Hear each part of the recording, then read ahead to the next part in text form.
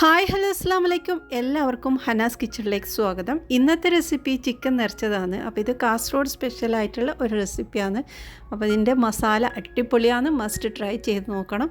അപ്പോൾ ഇത് എങ്ങനെ ഉണ്ടാക്കുന്നതെന്ന് നോക്കാം. വീഡിയോയിലേക്ക് കടക്കാം. അപ്പോൾ നമ്മൾ ചിക്കനൊക്കെ കഴുകി വൃത്തിയാക്കി അതിന് വരയൊക്കെ ഇട്ടിട്ട് വെച്ചിട്ടുണ്ട്. അപ്പോൾ ഇതിൻ്റെ കഴുകുന്ന ആ ഒരു വീഡിയോ ഈ വീഡിയോൻ്റെ ലാസ്റ്റ് ഇൻക്ലൂഡ് ചെയ്തിട്ടുണ്ട്. താല്പര്യമുള്ളവർ മാത്രം അത് കാണുക. അപ്പോൾ അത് വേണ്ടാത്തവർ അത് സ്കിപ്പ് ചെയ്തോളൂ. പിന്നെ ഇതാ നമ്മൾ ഒരു മസാല ഉണ്ടാക്കാം. അപ്പോൾ ഇതിന് കഴുകുന്നതിന് ഒരു രീതി ഉണ്ട് കേട്ടോ. അപ്പോൾ അതുകൊണ്ടാണ് ഞാൻ ആ ഒരു വീഡിയോയും കൂടി എടുത്തിട്ടുള്ളത്. അപ്പോൾ ഇതാ ഞാൻ 2 ടേബിൾ സ്പൂൺ മുളക് പൊടി എടുത്തിട്ടുണ്ട്. പിന്നെ ഇതാ 1/2 ടീസ്പൂണോളം മഞ്ഞളും പാകത്തിനുള്ള ഉപ്പും കൂടി ചേർത്തിട്ട് കുറച്ച് വെള്ളം കൂടി ഒഴിച്ച് നന്നായിട്ടൊന്ന് മിക്സാക്കി വെക്കാം.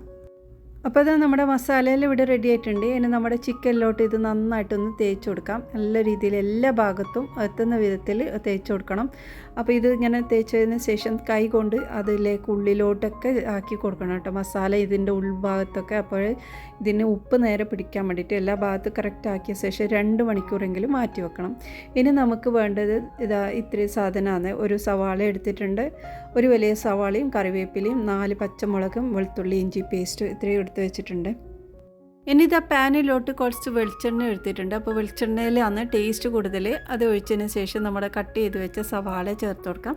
സവാള ഒന്ന് വാടി വരുന്ന സമയത്ത് നമുക്കിതിലേക്ക് പച്ചമുളക് ചേർത്ത് കൊടുക്കാം. ഇനി ഇതാ കറിവേപ്പിലയും കൂടി ചേർത്ത് നന്നായിട്ടൊന്ന് ഇളക്കി കൊടുക്കുക. അപ്പോൾ ഈ ഒരു സമയത്ത് തന്നെ വെളുത്തുള്ളി ഇഞ്ചി പേസ്റ്റും കൂടി ചേർത്ത് കൊടുക്കും. അത് 1 ടീസ്പൂൺ ചേർക്കുന്നത്. അപ്പോൾ ഈ സമയത്ത് ചേർക്കാൻ വിട്ടുപോയതാണ്. അപ്പോൾ ഞാൻ ലാസ്റ്റ് ചേർക്കുന്നുണ്ട്.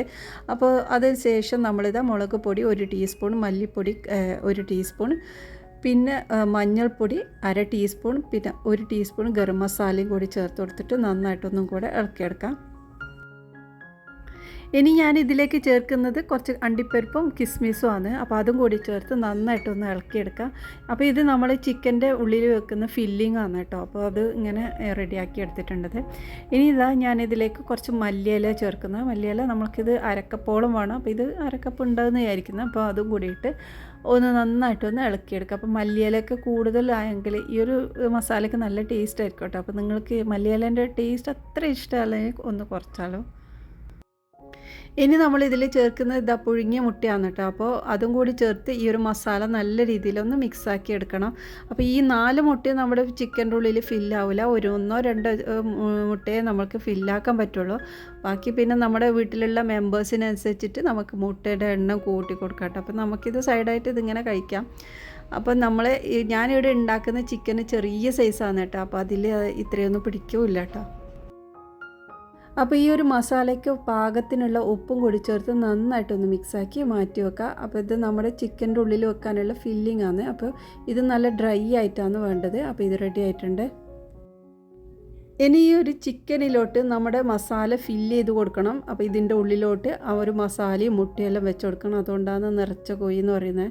അപ്പോൾ കുറച്ച് മസാല ഇട്ട് നമ്മൾക്ക് പറ്റുന്നത്രയും മുട്ട ഇതിലേക്ക് വെച്ചതിന് ശേഷം കുറച്ചും കൂടെ മസാല ഇട്ട് അങ്ങനെയാണ് ഇത് റെഡിയാക്കുന്നത്. അപ്പോൾ നമ്മുടെ ചിക്കനിൻ്റെ വലുപ്പത്തിനനുസരിച്ച് നമുക്ക് ഇതിൻ്റെ ഉള്ളിലുള്ള മുട്ട ഫില്ല് ചെയ്യാൻ പറ്റും. ഇതിലിപ്പോൾ 1 മുട്ടയെ എനിക്ക് വെക്കാൻ പറ്റുള്ളൂ. അപ്പോൾ ഞാൻ ഇതിവിടെ ടൈറ്റായിട്ട് കെട്ടിയതിന് ശേഷം ഒന്നും കൂടെ വെക്കാൻ നോക്കി. പക്ഷെ അത് നിന്നില്ല, അത് പുറത്തേക്ക് തന്നെ വീണു കേട്ടോ.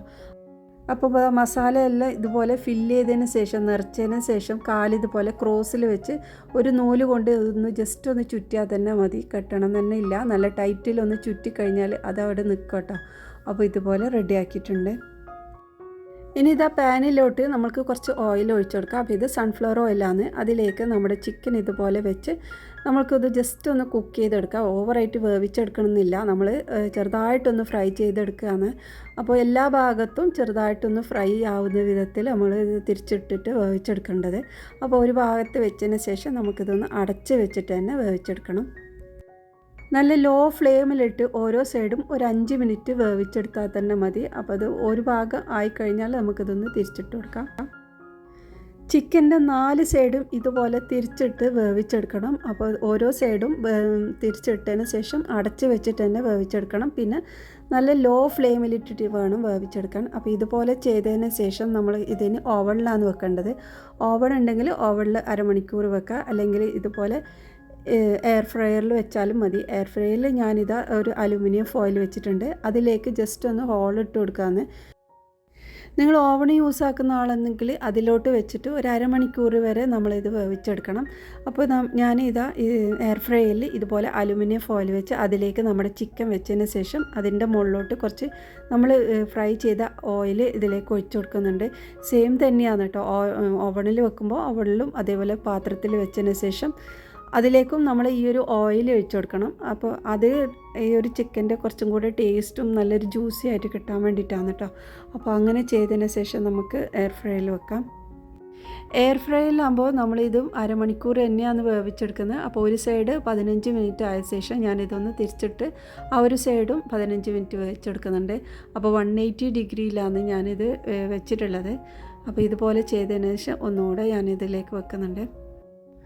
ഓവൺ ആയെങ്കിലും എയർ ഫ്രൈയിലാണെങ്കിലും സംഭവം ഒരുപോലെ തന്നെയാണ് കേട്ടോ. അപ്പോൾ ഇതാകുമ്പോൾ കുറച്ചും കൂടെ ഈസി ആയിട്ട് തോന്നുന്നുണ്ട്. അപ്പോൾ ഇതാ നമ്മുടെ ചിക്കൻ ഇവിടെ ഫ്രൈ ആയിട്ട് വന്നിട്ടുണ്ട്. ഇനി നമുക്ക് ഇതിന് വേണ്ടിയിട്ട് ഒരു ഗ്രേവിയും കൂടി ഉണ്ടാക്കണം. അപ്പോൾ നമ്മൾ നേരത്തെ ഉണ്ടാക്കി വെച്ച അതിലേക്ക് തന്നെ ആ ഒരു ഓയിലിലേക്ക് തന്നെ ഞാനിതിലേക്ക് 1 ടീസ്പൂൺ പെരിഞ്ചീരകം വറുത്ത് പൊടിച്ചതാണ് ചേർത്തിട്ടുള്ളത്. അതും കൂടിയിട്ട് ഒന്ന് ജസ്റ്റ് ഒന്ന് ഇളക്കിയെടുക്കാം. ഇനി ഇതിലേക്ക് കുറച്ച് മസാലയും കൂടി ചേർത്ത് കൊടുക്കുന്നുണ്ട്. അപ്പോൾ 1 ടീസ്പൂൺ മുളക് പൊടി ചേർത്തു, പിന്നെ 1 ടീസ്പൂൺ മല്ലിപ്പൊടി, പിന്നെ കുറച്ച് ഗരം മസാല അല്ലെങ്കിൽ ബിരിയാണി മസാല ഏതെങ്കിലും ഒന്ന് ചേർത്താൽ മതി. അത് 1 ടീസ്പൂൺ ചേർത്തിട്ടുണ്ട്. ഇനി എല്ലാം കൂടി ഒന്ന് ജസ്റ്റ് ഒന്ന് മിക്സാക്കി എടുക്കാം.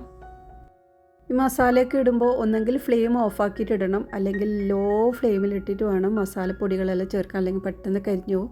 ഇനി നമ്മൾ ഇതിലേക്ക് ഒരു കറിവേപ്പിലയും കൂടി ചേർത്ത് കൊടുത്തിട്ടുണ്ട്.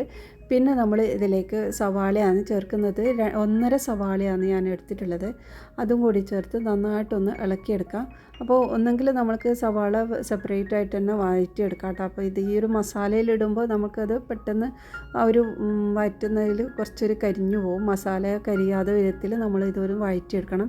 നമ്മൾ പൊടികളെല്ലാം ചേർത്തത് കൊണ്ട് തന്നെ നമ്മളിതൊന്ന് അടച്ച് വെച്ചിട്ട് വേവിച്ചെടുക്കാം. അപ്പോൾ അടച്ച് വെച്ചാൽ ആ ഒരു മസാല അത്ര പെട്ടെന്ന് കരിഞ്ഞു പോവില്ല. അപ്പോൾ അതുപോലെ ചെയ്തെടുക്കാം, അല്ലെങ്കിൽ സെപ്പറേറ്റ് ആക്കിയെടുക്കാം കേട്ടോ. സവാളയെല്ലാം ഒന്ന് വഴന്നു വന്ന സമയത്ത് നമുക്കിതിലേക്ക് പച്ചമുളക് ചേർത്ത് കൊടുക്കാം. അപ്പോൾ 4 പച്ചമുളക് എടുത്തിട്ടുണ്ട്. അപ്പോൾ എരിവ് നോക്കിയിട്ട് നിങ്ങളുടെ എരിവിനനുസരിച്ചിട്ട് പച്ചമുളക് ഇടാം. ഇനി കുറച്ച് മല്ലിയിലയും കൂടി ചേർത്തിട്ടുണ്ട്. ഇതും കൂടി ഒന്ന് ഇളക്കിയെടുക്കാം. ഇനി ഇതാ 1 ടീസ്പൂൺ ഇഞ്ചി വെളുത്തുള്ളി പേസ്റ്റും കൂടി ചേർത്തിട്ട് ഒന്നും കൂടി ഇളക്കിയെടുക്കുക. ഇനി നമ്മളിതിൽ ചേർക്കുന്നത് തക്കാളിയാണ് കേട്ടോ. അപ്പോൾ ഒരു മീഡിയം സൈസ് തക്കാളി ഇതിലേക്ക് ചേർത്തിട്ട് വീണ്ടും ഒന്ന് ഇളക്കിയെടുക്കുന്നുണ്ട്. അപ്പോൾ ഈ തക്കാളിയൊക്കെ നല്ലതായി വെന്ത് ഉടഞ്ഞ് കിട്ടുന്ന വിധത്തിൽ നമുക്കിത് വഴറ്റിയെടുക്കണം. തക്കാളിയെല്ലാം ഇതാ നല്ലോണം ഉടഞ്ഞ് കിട്ടിയിട്ടുണ്ട്. ഇനി നമുക്കിതിലേക്ക് ചിക്കൻ ചേർത്ത് കൊടുക്കാം. അപ്പോൾ ചിക്കനും കൂടിയിട്ട് ഈ ഒരു മസാല എല്ലാ ഭാഗത്തേക്കും ആക്കി കൊടുക്കാം. ഒന്നെങ്കിൽ നമ്മൾ ഈ ഒരു പാനിൽ വെച്ചിട്ട് തന്നെ നമ്മൾ ഇത് കുറച്ച് സമയം ഇതുപോലെ കുക്ക് ചെയ്തെടുക്കാം. വളരെ ലോ ഫ്ലെയിമിൽ വെച്ചിട്ട് ചെയ്തെടുക്കണം. അല്ലെങ്കിൽ നമുക്കിത് ഇങ്ങനെ മസാലയൊക്കെ ഒന്ന് അതിലേക്ക് ആക്കിയതിന് ശേഷം ഓവണിൽ വെച്ചാലും മതി കേട്ടോ. അപ്പോൾ മസാല ഇതിൻ്റെ മുകളിലോട്ടെല്ലാം ആക്കിയിട്ട് അത് നല്ലോണം പൊതിഞ്ഞിരിക്കുന്ന വിധത്തിൽ വേണം നമ്മൾക്ക് ഇതിൻ്റെ മസാല കിട്ടാൻ. ഈ ഒരു മസാലയിലാണ് ഇതിൻ്റെ ടേസ്റ്റ് മുഴുവനുള്ളത്.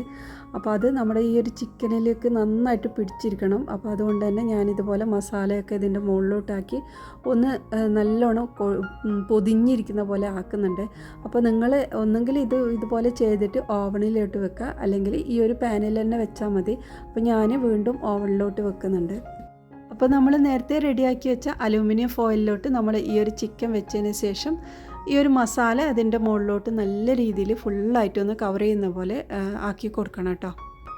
അപ്പോൾ ഇതെല്ലാം മസാലയിൽ ഇട്ടതിന് ശേഷം നമുക്കൊന്നും കൂടെ ഇത് വേവിച്ചെടുക്കാം. അപ്പോൾ ഇത് ഏകദേശം വെന്തതാണ്. ഈ ഒരു മസാല നല്ലോണം പിടിക്കാൻ വേണ്ടിയിട്ട് മാത്രമാണ്. അപ്പോൾ ഇതെല്ലാം റെഡി ആയതിനു ശേഷമാണ് ഞാനിപ്പോൾ നിങ്ങൾക്ക് കാണിക്കുന്നത് തന്നെ. അപ്പോൾ ഇതൊരു 15 മിനിറ്റോളം ഞാൻ വേവിച്ചിട്ടുള്ളത്. അപ്പോൾ ഇത് റെഡി ആയിട്ടുണ്ട്. ഇനി നമുക്ക് പ്ലേറ്റിലേക്ക് സെർവ് ചെയ്യാം. പ്ലേറ്റിലോട്ട് വെച്ചതിന് ശേഷം ഇതിലുള്ള മസാലയും കൂടി ഇതിൻ്റെ മുകളിലോട്ട് ഇട്ട് കൊടുക്കണം കേട്ടോ. അപ്പോൾ നല്ല ടേസ്റ്റുള്ള ഒരു ചിക്കൻ നിറച്ചതാണിത്. ഒന്ന് ട്രൈ ചെയ്ത് നോക്കിയിട്ട് നിങ്ങളുടെ വിലയേറിയ അഭിപ്രായം പറയണേ. അപ്പോൾ നമ്മുടെ നാട്ടിലുള്ള പുതിയാപ്പിളമാർക്കൊക്കെ കൊടുക്കുന്ന ഒരു ചിക്കൻ നിറച്ചതാണിത്. അപ്പോൾ ഇത് എങ്ങനെയാണ് കഴുകിയതെന്നുള്ളതും കൂടി ഞാനിതിലേക്ക് ഉൾപ്പെടുത്തിയിട്ടുണ്ടത്. അപ്പോൾ ഇത് ഞാനിതാ ഉപ്പെല്ലാം ഇട്ട് നന്നായിട്ട് എല്ലാ ഭാഗത്താക്കിയ ശേഷം ഇതിലേക്ക് കുറച്ച് ചെറുനാരങ്ങ ഒന്ന് പിഴിഞ്ഞ് അത് ഫുള്ളായിട്ടൊന്ന് ഒരത്തി എടുക്കുന്ന പോലെ ആക്കണം കേട്ടോ. അപ്പോൾ ഇങ്ങനെ ചെയ്താൽ ആ ചിക്കൻ്റെ ഒരു സ്മെല്ലൊക്കെ ഒന്ന് പോകാൻ വേണ്ടിയിട്ടാണ്. നമ്മളിത് ഫുള്ളായിട്ടുള്ള ചിക്കനാണല്ലോ യൂസ് ആക്കുന്നത്, അതുകൊണ്ടാണ് ഇങ്ങനെ ചെയ്യുന്നത്. അപ്പോൾ ഇതുപോലെ എല്ലാ ഭാഗത്തേക്ക് വരച്ച ശേഷം പൈപ്പിൽ വെച്ചിട്ട് ഒന്ന് കഴുകിയെടുക്കാം കേട്ടോ. അപ്പോൾ ചിക്കനെല്ലാം നല്ല രീതിയിൽ കഴുകിയെടുത്തതിന് ശേഷം ഇതുപോലെ ഒന്ന് വരയിട്ട് കൊടുക്കുക. അപ്പോൾ ഇത് മസാലയെല്ലാം ഉള്ളിൽ പിടിക്കാൻ വേണ്ടിയിട്ടാണ്. അപ്പോൾ ഇത്ര തന്നെ ഇന്നത്തെ വീഡിയോ. നിങ്ങൾക്ക് ഇഷ്ടമായിട്ടുണ്ടെങ്കിൽ ഒന്ന് സപ്പോർട്ട് ചെയ്യണേ.